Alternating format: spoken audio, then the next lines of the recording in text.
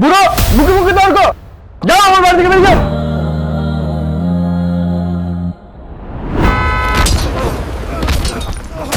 ওনার দৃষ্টিশক্তি হারিয়েছেন। রশিদুল একটু সুস্থ হলে হাসিবুল তাকে তার ছেলেদের বাড়িতে রেখে দিয়ে চলে আসে।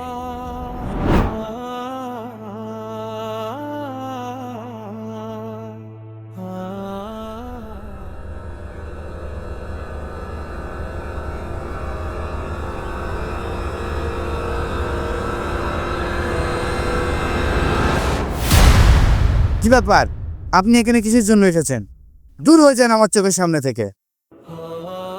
বাড়ি থেকে তাড়িয়ে দেওয়ার সময় মনে ছিল না? দেখছো না সব হারিয়ে নিঃস্ব হয়ে এসেছে। বার হয়ে যান এখান থেকে, সব জামাই খেতে এসেছেন।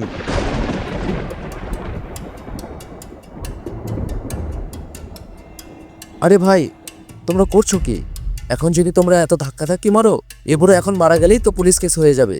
তার থেকে আমি একটা কথা বলি কি, লোকে যাতে খারাপ না বলে ওনাকে থাকতে দেওয়া হোক। উনি আমাদের এখানে কোথায় থাকবে?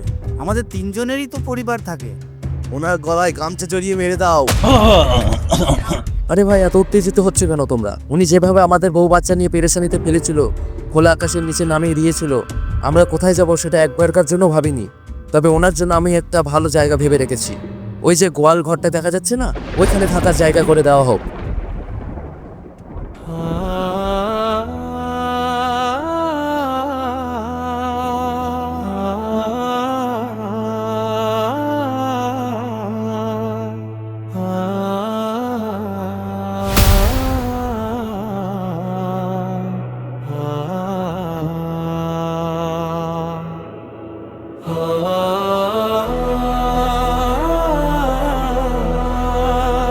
এই বুড়োটাকে যেন কেউ খেতে না দেয়।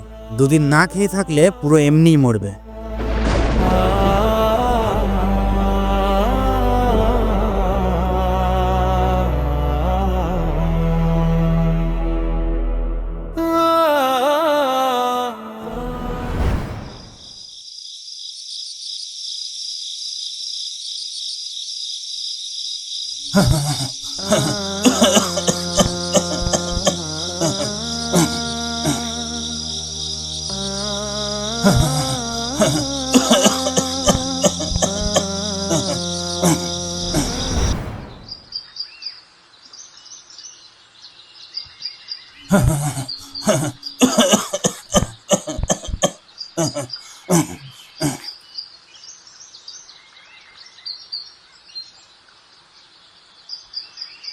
বাবা তৌফিক, আমার খুব ঠান্ডা লাগছে।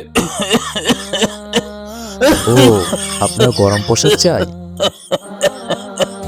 তা আগে বলবেন তো, আমি এনে দিচ্ছি। এই নিন আপনার উপযুক্ত গরমের কাপড়।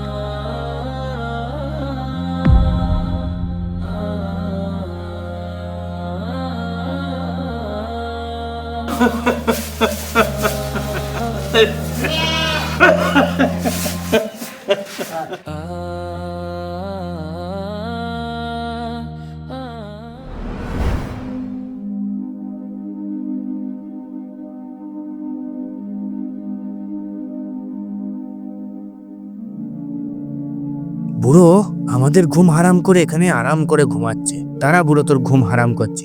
এই নে, এই নে, ঘুমা, আরো ঘুমা, আরো বেশি করে ঘুমা।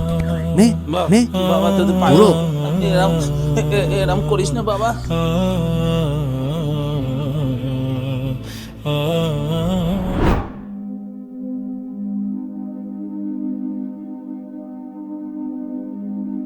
বাবা, তো তো তো তৌফিক, আমি দুদিন কিছু খাইনি। আমাকে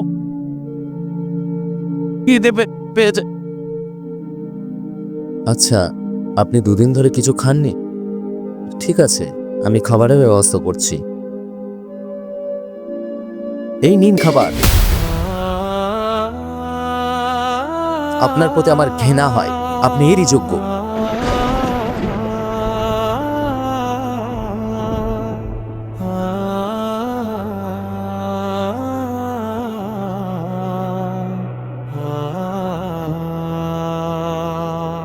মানে